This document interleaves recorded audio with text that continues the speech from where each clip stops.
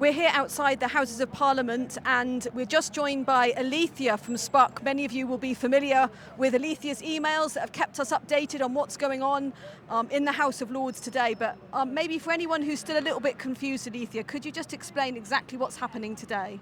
Yeah, so if I take you back to June when MPs voted for an amendment to the Crime and Policing Bill, and this amendment was to decriminalise abortion for women.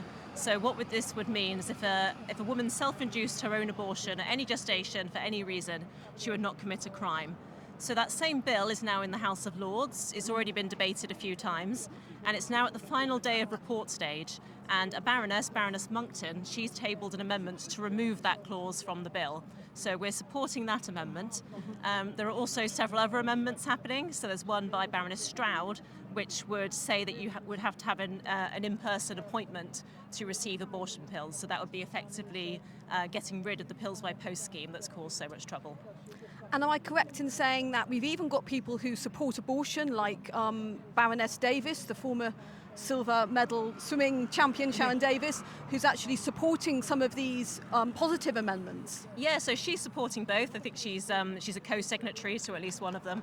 And yeah, to be honest, a couple of the baronesses who are supporting these amendments aren't actually, completely pro-life, but they see that it's ridiculous to allow abortion up to birth, particularly in this context where it's so easy to get hold of abortion pills and when abusive men can get hold of these abortion pills. And of course it's concerning as well, isn't it, that women are effectively being kind of taken out of the law, that there's being a different rule applied to women. Is that a concern as well? Yeah, I think it's a really quite an odd one actually, because it's almost saying like women don't have moral agency, isn't it? Saying that obviously you can take into account circumstances when these cases happen.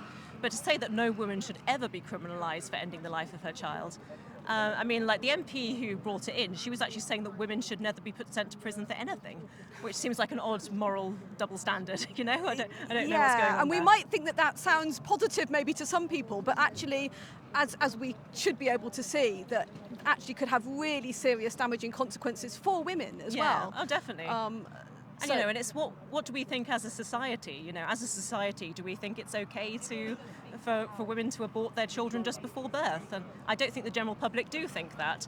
And law is how you kind of regulate society and how you reflect society's values. So I think it is important. So when is it likely to happen that we actually get this vote today? We're expecting it probably about 7 p.m.